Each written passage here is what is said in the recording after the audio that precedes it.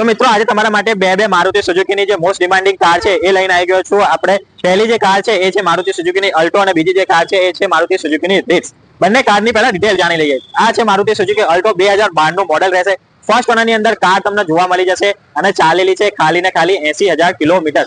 Company fitted CNG છે મિત્રો, આની અંદર આવી જશે કંપની ફિટેડ સીએનજી। હવે વાત કરી લઈએ રીટ્સ ની, તો રીટ્સ છે 2014 નું મોડેલ છે, ફર્સ્ટ ઓનર કાર છે। આ પણ તમને પેટ્રોલ પ્લસ સીએનજી ની અંદર જોવા મળી જશે।